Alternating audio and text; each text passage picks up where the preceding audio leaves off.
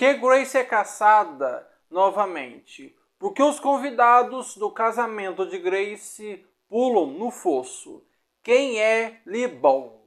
Vem comigo entender o final de Casamento Sangrento, a viúva. Fala, Geeks! Por que Grace é caçada novamente? Depois dos eventos do primeiro Casamento Sangrento, a sobrevivência de Grace não foi apenas um milagre. Foi um erro dentro de um sistema muito maior e muito mais sombrio. Logo no início da continuação, a verdade vem à tona. A família Lidomas não era a única. Existem outras dinastias poderosas espalhadas pelo mundo, todas ligadas por um pacto antigo, com uma entidade misteriosa, o temido Sr. Libal. Essas famílias formam um conselho secreto, um grupo que opera nas sombras, manipulando poder, riqueza e destino. E esse conselho segue regras rígidas. Uma delas muda tudo. Quando alguém sobrevive ao jogo mortal imposto por Libal, algo que simplesmente não deveria acontecer, uma cláusula oculta é ativada. Isso significa que o trono de poder absoluto dentro do conselho fica vazio. E é aqui que Grace entra novamente no jogo. Agora ela não é apenas uma sobrevivente, ela é o prêmio. Para decidir quem assume o controle do conselho, todas as famílias se reúnem para uma nova rodada.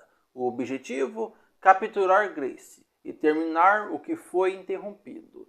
Mas existe um detalhe ainda mais perturbador.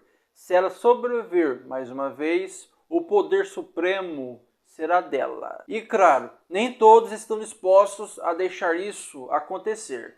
Entre os membros do conselho, 2 nomes se destacam como as maiores ameaças: os irmãos Denford. Titus e Úrsula são gêmeos com visões completamente opostas, mas com um objetivo em comum: manter o domínio da própria família a qualquer custo. Eles vêm de uma linhagem que já ocupou o topo e não pretendem perder esse lugar. Só que a situação fica ainda mais pessoal. O conselho decide atacar onde mais dói.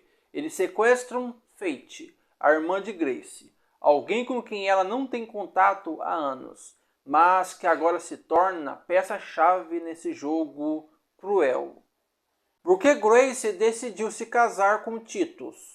O casamento de Grace com Titus não é romance e não é estratégia simples, é sobrevivência.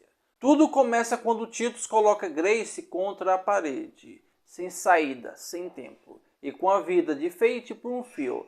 A ameaça é clara. Ou ela sai do seu local ou Fate morre.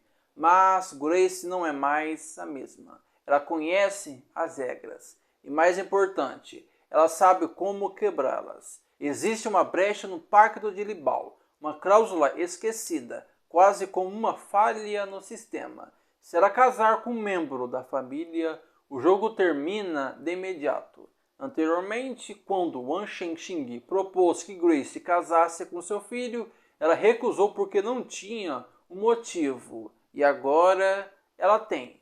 A ironia disso é que Grace passou os 2 filmes fugindo das regras e dos jogos das famílias. E quando ela aceita participar, Grace usa as regras para matar Titus e fazer os convidados se matarem. Por que os convidados pulam no fosso? Tudo começa no momento em que o anel, símbolo máximo daquele pacto macabro, é lançado no fosso. Em segundos, a tensão explode. Os convidados, antes unidos por uma tradição sombria, agora se transformam em predadores. Cada um deles está disposto a tudo para recuperar o anel, antes que o tempo acabe. Se um deles pegar o anel, todo o poder do mundo será do usuário. E aqui entra o detalhe mais cruel. Existe um prazo, o amanhecer. A partir daí, o que vemos não é mais um ritual, é uma guerra. Corpos começam a se acumular. Alianças são quebradas em segundos. E o instinto de sobrevivência fala mais alto do que qualquer lealdade. No meio desse cenário grotesco, até mesmo um bode, que deveria fazer parte do sacrifício, acaba não sendo morto. Um detalhe simbólico que mostra o quanto tudo saiu completamente do controle. E é justamente esse o ponto-chave. O plano falhou. Ninguém consegue recuperar o anel a tempo. Ninguém assume o papel de líder. E quando o sol finalmente começa a surgir no horizonte, o destino dos vilões é selado. Sem líder, sem ritual completo, a consequência é inevitável. Um por um, os membros do Conselho Superior começam a explodir, sem aviso, sem escapatória. É uma cena brutal, caótica e ao mesmo tempo irônica, porque toda aquela busca por poder termina da forma mais grotesca possível. A tradição que eles tanto respeitavam é exatamente o que os destrói. O destino de Grace e Fate. A sobrevivência delas não é apenas um alívio, é quase um milagre. Grace, que já enfrentou o horror uma vez, agora carrega o peso de ter passado por tudo de novo. Só que dessa vez ela não está sozinha. Fate se torna muito mais do que uma aliada. Ela é o contraponto, o equilíbrio emocional em meio ao caos. As duas conseguem sair vivas daquele complexo amaldiçoado. Mas não é uma fuga comum. Existe algo estranho, quase simbólico, na forma como tudo acontece. Elas recebem a chamada bênção do advogado. E aqui está um detalhe que muda tudo. Essa bênção não é exatamente algo positivo no sentido tradicional. Ela carrega um tom ambíguo, como se houvesse um preço invisível sendo pago.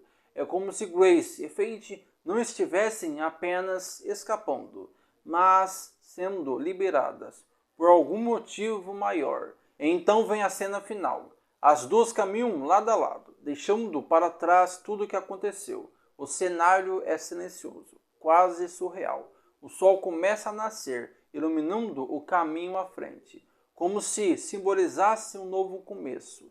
Mas o filme não deixa isso tão simples assim. Elas não estão completamente sozinhas. O bode também sobrevive e ele segue com elas. E é nesse momento que o filme quebra a tensão com um toque inesperado de humor. Fate, com um ar leve, quase irônico diante de tudo que viveram, solta uma frase que resume perfeitamente o absurdo da situação.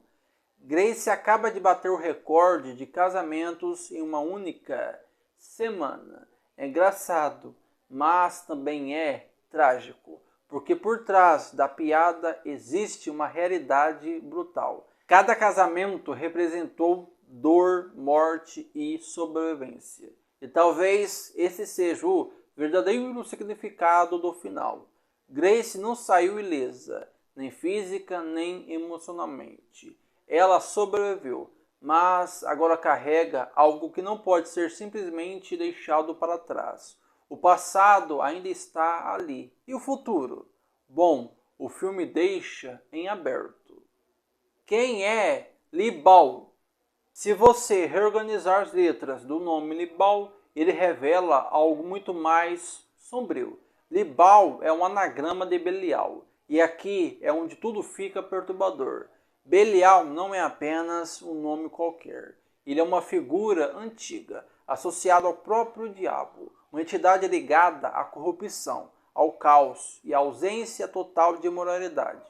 Em textos antigos, o nome carrega a ideia de alguém completamente perverso, alguém que rejeita qualquer tipo de lei ou ética. Ou seja, desde o início, o filme já te dá a resposta, só que de forma escondida. E isso conecta diretamente com os símbolos mais antigos da humanidade. O tentador. Na tradição cristã, o diabo aparece como uma serpente que manipula, seduz e engana, levando à queda de Adão e Eva. Não pela força, mas pela promessa, poder, conhecimento, prazer. Sempre existe uma oferta. E é exatamente isso que acontece em Casamento Sangrento. Libal não obriga ninguém a fazer nada. Ele apenas propõe um acordo. Riqueza, sucesso, uma vida de privilégios. Em troca de algo que não pode ser recuperado. A alma. a moral, a humanidade. E o mais assustador, a família aceita isso sem hesitar. Eles normalizam o absurdo, transformam o horror em tradição. Mas, no meio de tudo isso, surge alguém que quebra o ciclo. Grace.